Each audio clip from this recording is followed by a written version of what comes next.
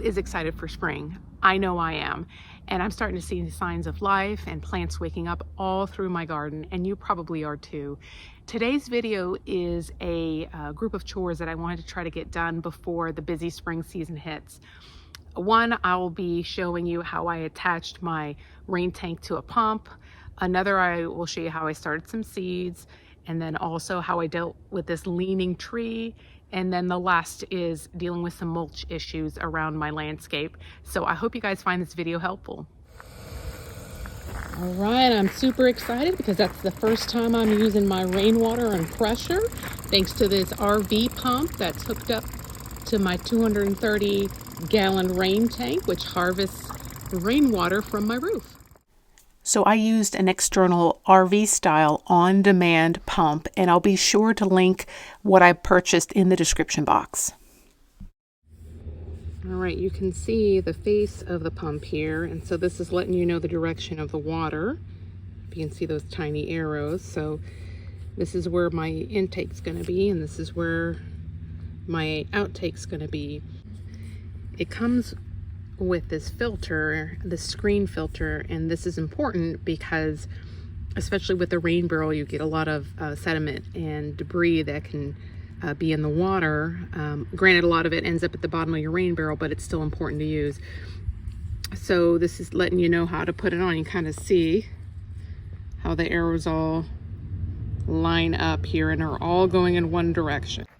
All right, so I've got that connected. Now you'll notice it's the end of my water hose. It is not going to, it's not going to work, right? There's no tread in there. It's not meant, this is not a female end.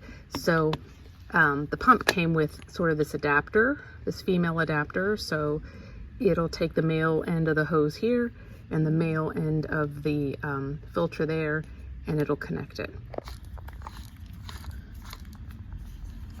So you can see rain tank, spigot, leader hose,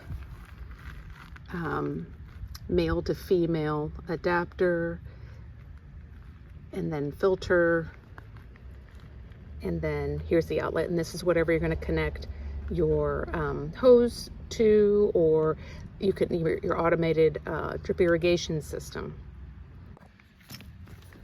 Okay, and so here's the end of my free hose. You can tell it's too big. So it actually, the pump also came with this adapter that just kind of adjusts it down to the pump size, so into the hose. So I am opening up my spigot here.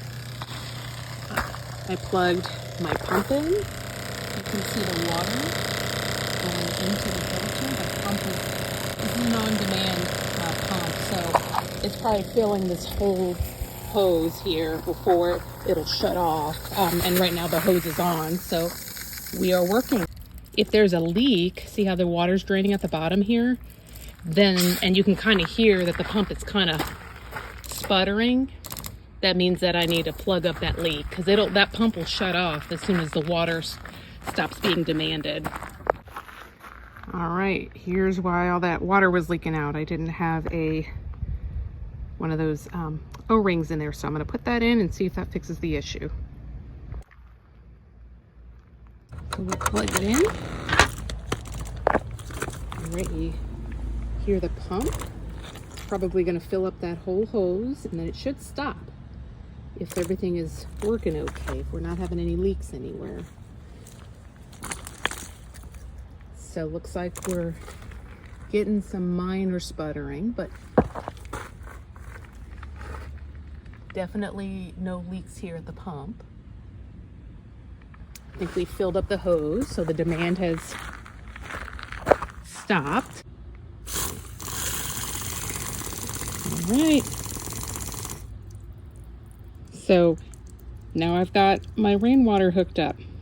You're going to have to cover your external pump because it is not meant to be exposed to the elements. You don't have to have it watertight or anything, but you don't want it sitting in water and you don't want water to get on top of it. So I've purchased this valve cover, but you can buy, I've heard people buy like storage totes or things like that.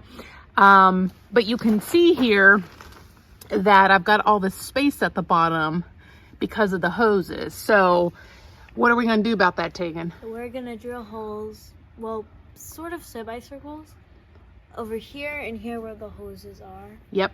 And we're going to do that with this drill attachment. I probably really, this is about, I think, 1 3/8 inch, but it works. We will see how we do using that. So you can see by giving those hoses a little bit of clearance, the valve cover sits a lot better over the pump itself, covering all the way to the bottom.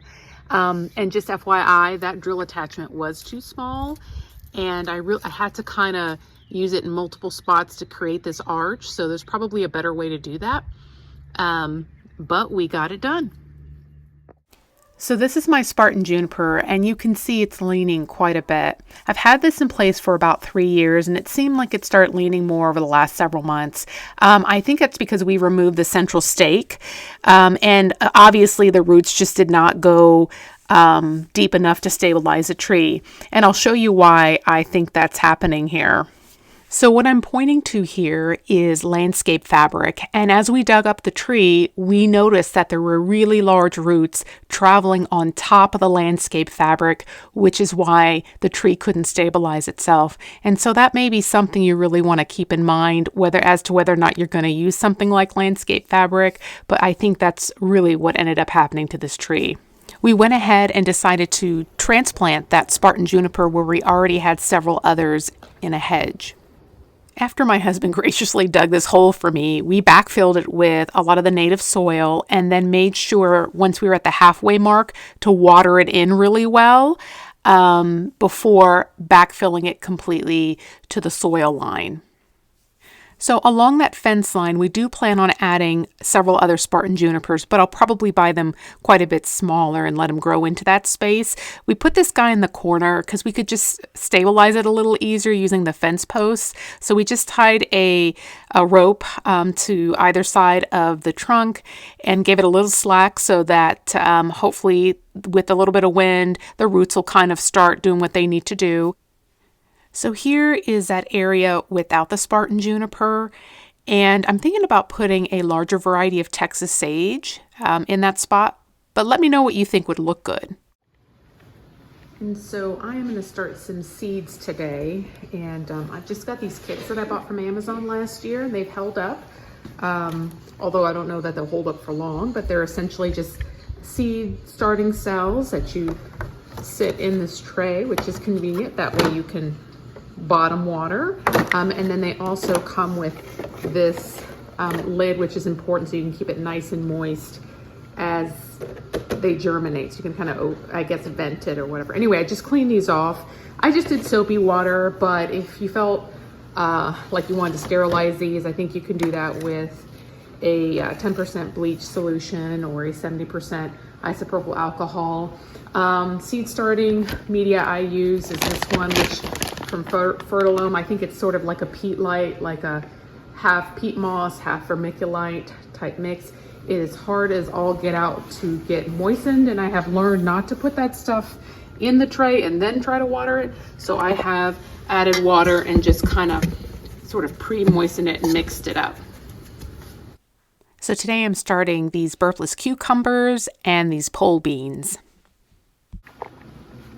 All right, so I've got the pre-moistened seed starting soil in each one of the trays here. It's important for that top layer where the seed is going to be moist, because that's what it's going to take for it to germinate. And so make sure, like I said, I can't stress enough, that you pre-moisten your seed starting media. All right, and then I just kind of give these guys a spritz at the top with some water just to ensure that top layer is really moist. You don't have to use a special water bottle. Mine's leaking. This is actually something I use to get my hair wet. It's what I had. But you can even just use a water bottle with a hole punched into the lid and use that. You want something that's going to provide not a very forceful jet of water, because you'll wash out your seeds and your dirt and stuff. So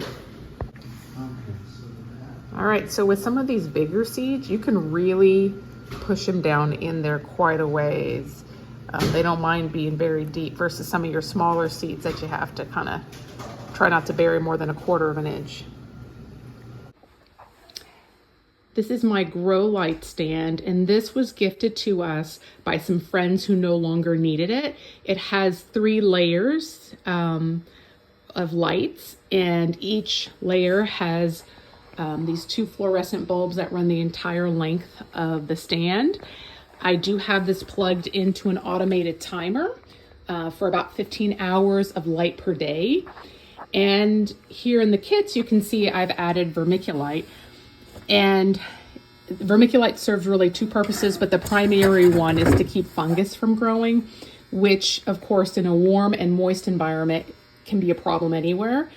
And so that vermiculite can help with that, because you need enough moisture for your seeds to germinate, but you don't want any fungal growth. And so the vermiculite can help strike a better balance with that. Also, it does help to retain some moisture.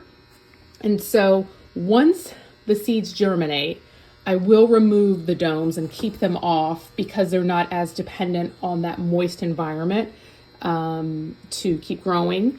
And so that is the plan. All right, the next thing I want to talk about is aerating your mulch. And I don't know if you can tell, but this mulch is pretty compacted. And that's a problem, because it's not going to allow rainwater to readily absorb into your soil. So your plants are going to be water starved, and you're wondering why. So I'm going to show you what I do here and there around my plants just to kind of break up that mulch.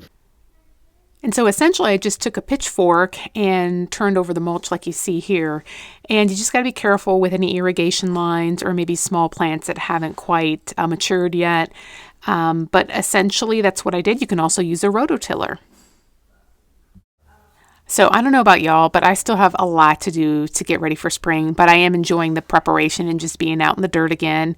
So until the next video, y'all take care.